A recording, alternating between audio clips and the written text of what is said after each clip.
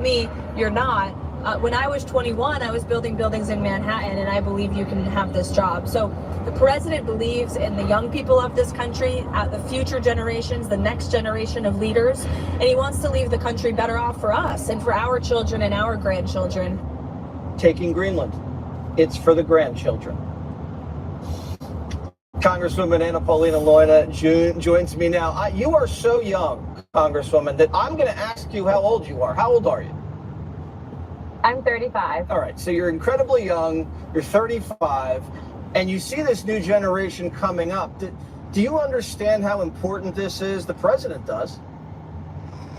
Yeah, most certainly. In fact, Jesse, it's interesting that you're bringing that up. I'm currently working on something that would allow new parents and specifically female members of Congress to vote by proxy when they're recovering from childbirth. So look, we need a younger Congress. We are currently seeing right now that the American people want to have young representation. We have to carry the torch. And it means bringing some of these institutional changes that I believe will be better for the American people in the long run. And if you're not growing, you're dying. And that's why Greenland is necessary. Do you have colleagues in the House that are against taking Greenland? No, I don't think so. Well, actually, I take that back. I think that there's been some murmurs of people that think that it might just be messaging, but I would actually argue from a strategic standpoint, Jesse, that would actually be a great location for us. Not to mention, from what I gather, the people of Greenland are very much supportive of becoming potentially a U.S. territory. And so I'm supportive of it. Why would we not want to expand our message and really have people that are for the America First and pro-American ideology? When we talk tariffs and trade and the president talks about buying American, why is that important? People don't usually get it. Well, as of right now, specifically in the 70s, when big corporations started sending industry overseas, what ultimately ended up happening is it actually hurt us back home. A lot of jobs ended up going down. We obviously lost our steel industry. And so when the president talks about reciprocal tariffs, it's important for people to realize that's actually a very good negotiating tool as well. What ends up happening is those countries no longer want to, for example, like China, put 100% tariff on product if we are charging them then the same. And so it actually will help in the long run to not just bring costs down for the American people, but also manufacturing back to the United States. I've actually been a huge advocate for the president's perspective on this idea. Good. And we're hearing a rumor there might be a hearing about the JFK situation. Can you tell us a little bit about that? Yeah, so we actually have our hearing coming up on April 1st. That is not April Fool's Day. That's when the hearing is going to be. And we actually just confirmed today that the director, Oliver Stone, will be testifying at that hearing, as well as Jeff Morley and a few other people. You know, there's been some incredible breakthrough on these declassified documents, and kudos to President Trump for following through on his campaign promise to fully declassify. But look, Jesse, we need to ensure that the American people deserve the truth, get down to the facts of what actually happened.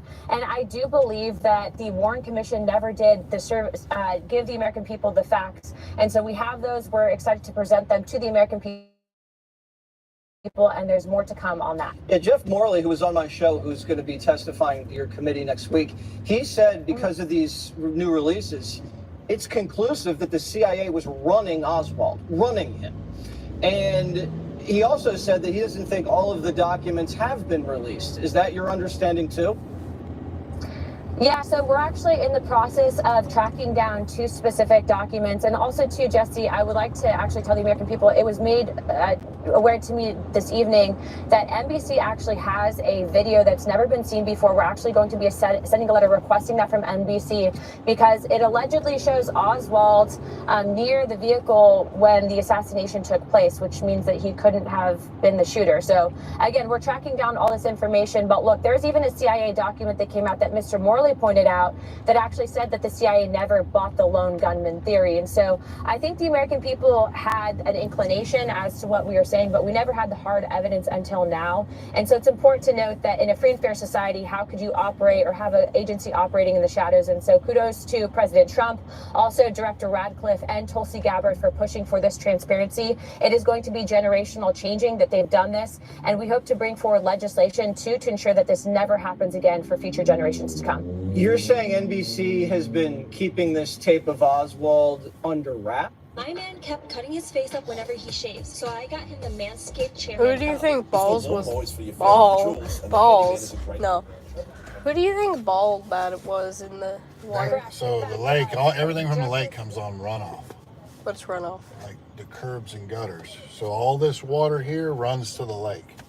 So a neighborhood kid could have lost his soccer ball in one of those drains out in front of our houses. It would have went out into a creek and then to a stream and then into the lake. It could have came from 30 miles away. It could have came from Snellville. You never know where that ball came from. Well, you never know where a lot of things come from. Right. You don't have no idea. Yeah. I don't see too many people playing soccer on the water though. I don't think they can play soccer on the water.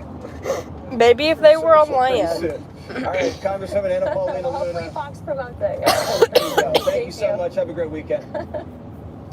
You too. Now, remember when Biden called half the country trash? Tampon might have just topped that. Tampon. There's a sinking ship on the Potomac, and Democrats are fighting over who gets the life vests. You or the purple-haired atheist. And your fate has been decided. All the party bigwigs met at a DNC leadership forum last month. Party insiders described it like this, quote, "It was a bunch of people politely discussing how many deck chairs on the Titanic should be reserved for transgender people." Democrats are taking on water, and they know not where the lifeboats are. One strategist says, "I don't know if we realize how effed we are right now as a brand." The Times says, screw it.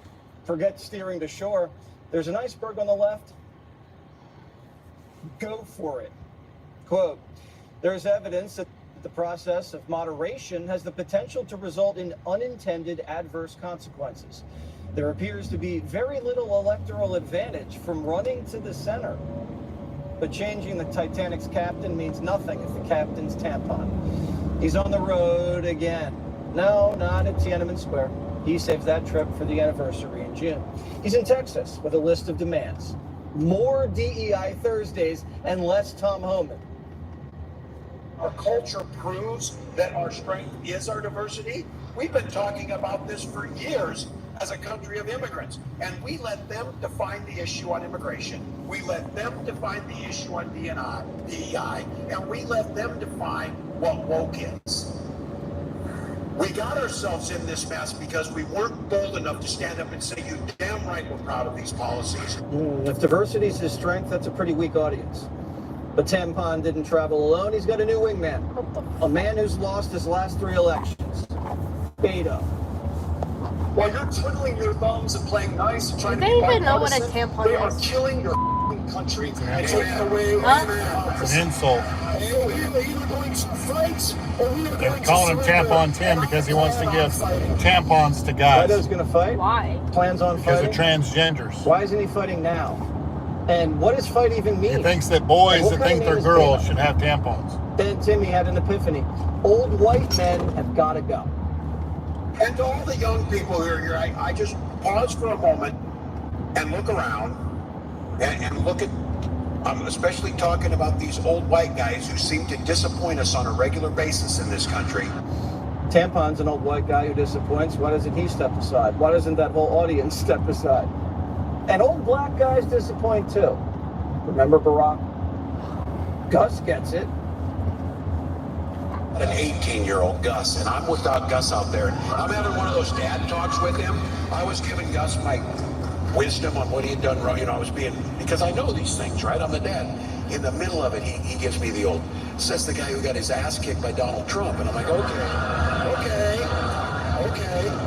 And while Walz may not be VP, he's adopted some new pronouns. ED. Election denier. They've released analyses of election data out of Clark County, Nevada, that shows some pretty convincing evidence of election tampering. What can we do to make sure, A, that the midterms actually happen, and B, that they're free of fraud? We see one of the first things they do is try and restrict the vote. This is one of the things, though, that this is going to take power in the streets. And I don't know what the answer is on this, but I've been saying this. I think we need a shadow government. Tampon just said the election was rigged, storm the streets, and form a shadow government. And the media doesn't even care because it's just tampon being tampon. Well, Timmy Walls says MAGA Republicans should crawl under a rock. Bill Maher's flying to D.C. to have dinner at the White House. This mouse backpack is the best I've ever used. Introducing the Mouse X Mercedes. It was presented as A dare. not a dare.